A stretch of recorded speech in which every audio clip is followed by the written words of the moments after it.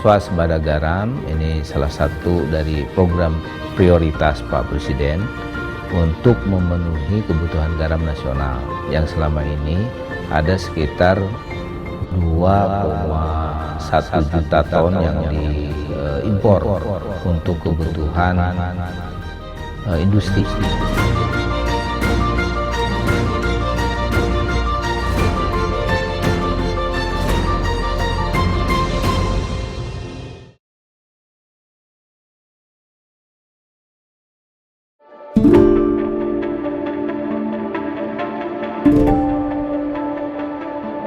Pemerintah menargetkan swasembada garam dapat tercapai pada tahun 2027, baik untuk kebutuhan garam konsumsi maupun industri.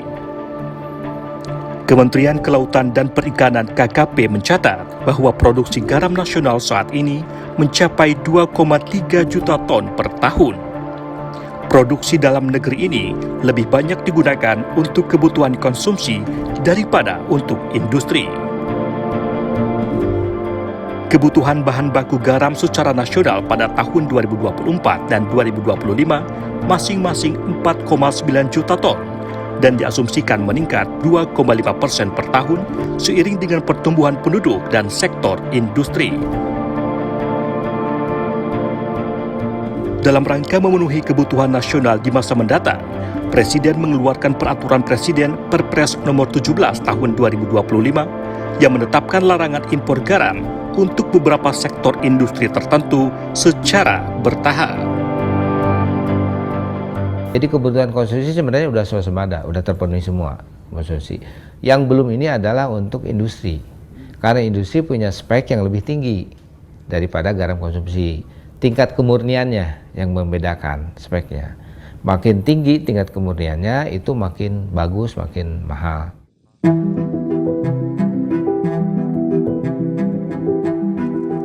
Untuk mengejar target tersebut, KKP menerapkan 3 skema strategi dalam menjalankan program swasembada garam agar tercapai pada tahun 2027, antara lain intensifikasi, ekstensifikasi, dan pengembangan teknologi. Melalui strategi ini, target produksi garam nasional ditetapkan sekitar 5 juta ton pada tahun 2027, sehingga Indonesia tidak hanya mandiri, tetapi juga mampu mengurangi ketergantungan terhadap garam industri.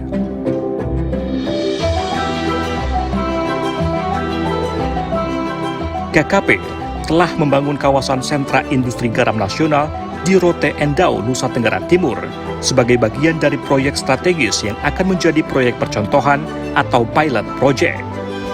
Kawasan ini direncanakan memiliki luas lahan mencapai 13.000 hektar. 2.000 hektar diantaranya akan dipersiapkan pada tahun 2025 dan 2026. Pemerintah berharap model ini dapat mengintegrasikan sistem dan mempercepat tercapainya swasembada garam nasional melalui standarisasi produksi dan peningkatan kualitas garam dalam negeri.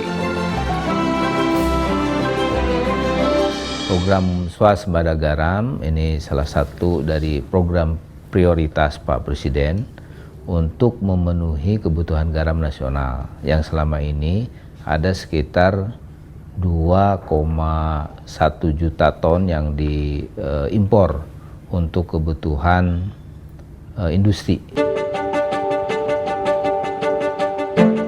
Menteri Kelautan dan Perikanan Sakti Wahyu Trenggono menegaskan bahwa pembangunan sentra garam industri di Rote Endau akan menciptakan lapangan kerja baru dan meningkatkan pendapatan daerah. Selain di Rote, terdapat beberapa lokasi prioritas yang juga akan dikembangkan seperti wilayah utara Jawa, Madura, Cirebon, dan Indramayu.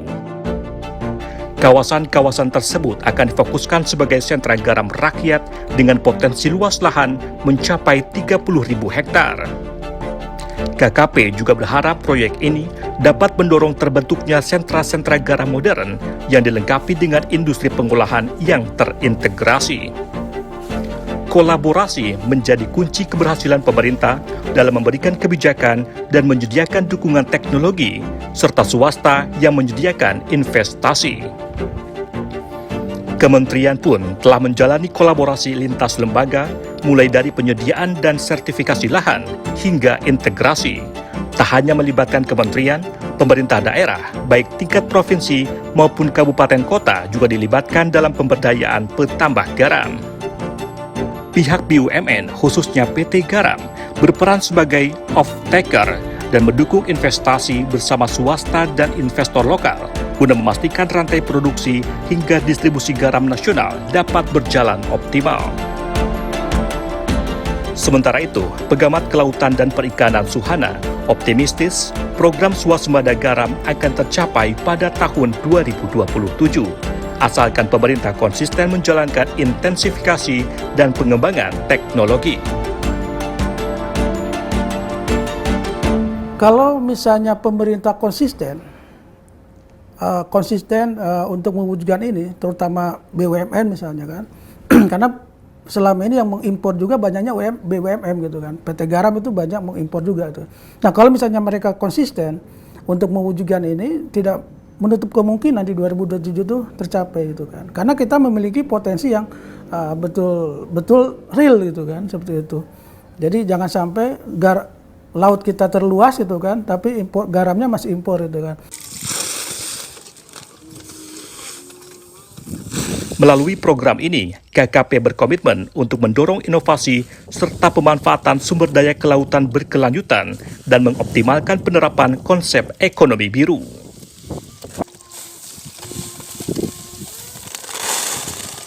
Ke depan di sana kita akan difokuskan listrik energi matahari pakai solar cell, ya. Kemudian juga mungkin arus laut, ya, kita akan rubah menjadi energi di sana karena potensinya sangat tinggi. Kemudian juga limbah dari garam ini kita tidak buang lagi ke laut, tapi kita olah lagi. Itulah produk hilirisasi dari garam. Jadi keseluruhannya kita pakai dengan prinsip-prinsip kelestarian lingkungan. Modal utama untuk swasembada ini itu kan. Nah, tapi yang harus menjadi perhatian juga selain dari kualitas itu adalah harga biaya produksi dari garam ini gitu kan. Mengingat tambak kita ini ada biaya produksinya gitu kan. Berbeda dengan di Australia. Australia itu dia menambang. Produksinya produksi secara alam pakai sinar karena dia nuansa jangka waktu musim panasnya jauh lebih besar dibanding dengan sehingga dia tinggal menambang. Tapi kalau di Indonesia kan harus ada tenaga kerja, bagaimana memindahkan air ke tambak, lalu ada sampai terjadinya proses penggaraman seperti itu. Nah, itu ada biaya produksi. Dengan hadirnya program swasembada garam, Indonesia diharapkan tidak lagi bergantung pada impor dan mampu menjadi negara mandiri dalam penyediaan garam, baik untuk kebutuhan konsumsi maupun industri. Selain itu, pemerintah berharap sektor garam dapat menjadi penggerak ekonomi pesisir, membuka lapangan kerja baru, serta mendukung agenda besar ekonomi biru Indonesia yang inklusif, produktif, dan berkelanjutan. Dari Jakarta, Asfar Muhammad, Erlangga Bregas, Kantor Berita Antara, mewartakan.